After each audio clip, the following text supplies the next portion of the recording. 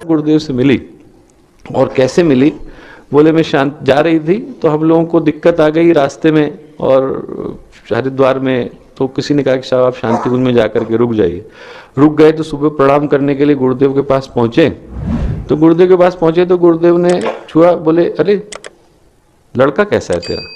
तो बोले कि गुरुदेव मैं समझ नहीं पाई, वो तो अभी वहाँ पर है, बॉर्डर पे काम कर रहा है। बोले अरे ठीक है बेटा, उसको कहना कंबल ओढ़ करके सोया करें। उनको समझ में नहीं आया कि क्या बात है। बोले हो सकता है इसलिए कह रहे हो कि पहाड़ पर घटना घटी है, बर्फ में रह रहा है, इसलिए गुरुदेव कह रहे हो कंबल ओढ़ करके सोया करें। अब वो जो है वापस आई और उसके बाद आज की तरह से तो मोबाइल थे नहीं कि आदमी को तुरंत जो है मैसेज मिल जाए। हमारा भैया जैसे फोटो खींच रहा था अभी थोड़ी देर पहले, तो आज ऐसे तो मोबाइल थे नहीं उस जमाने में। उस जमाने में तो आप पत्र लिखते थे और पत्रों का जवाब आया करता था। तो उनको वापस लौटने के बाद 6 वीक के बाद पत्र आया उनके लड़के का।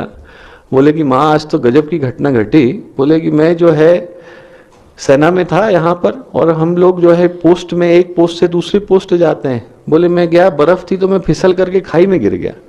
बोले जैसे ही गिरा तो एकदम सेना की जो सामने वाली जो पोस्ट थी उसके बिल्कुल सामने, बोले मेरे और उनके बीच में कुछ नहीं था, और बोले उनके ठीक सामने जाकर के गिरा। उन लोगों ने जितनी गोलियां चला सकते थे मेरे पे चलाई। बोले मैं सिर्फ 30 मीटर की दूरी पर था, ऐसा लगा जैसे किसी ने मेरे ऊपर कंबल डाल दिया।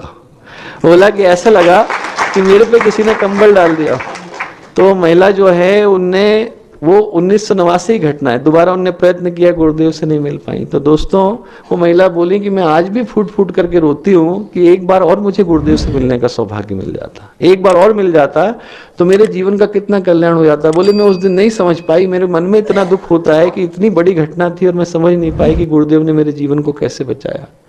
हमारे यहाँ एक थे सज्जन, तो वो पहली बार उनके यहाँ 30 साल से कोई बालक नहीं हुआ था। तो उनने जो है गुरुदेव के अपने शिष्य थे, जा रहे थे, उन्होंने कहा कि साहब गुरुदेव के पास जा रहे हैं तो आप प्रणाम करने जा रहे हैं, गुरुदेव को प्रणाम करिएगा और उनसे बोलिएगा कि हमारे यहाँ बच्चा नहीं हुआ है। तो उन्होंने कहा ठीक है साहब। आए, गुरुदेव को प्रणाम किया तो गुरुदेव बोले कि ठीक है बेटा हो जाएगा। तो वो आ गए, आशीर्वाद लेके आ गए। उन्होंने कहा साहब इतनी जगह गए, सभी संत महात्माओं ने कहा है कुछ न कुछ तो हो ही जाएगा। और उनके पुत्र हो गया, पुत्र हो गया। और पुत्र हो जाने के बाद उनको लगा, आई गई बात कि हो गए, किसी ने कहा होगा। 11-12 साल का हुआ वो लड़का और लेकर के वो आए कि साहब मथुरा घूमने के लिए निकले। तो उन्होंने देखा कि गुरुदेव का नाम लिखा हुआ है। एकदम याद आ गया कि साहब गुरुदेव ने कहा था ऐसा, और वहां जाकर के प्रणाम करते हैं। प्रणाम करने गए, गुरुदेव के पैर छुए तो गुरुदेव बोले अरे ये तो मेरा भेजा हुआ है, ये लड़का तो मेरा भेजा हुआ है।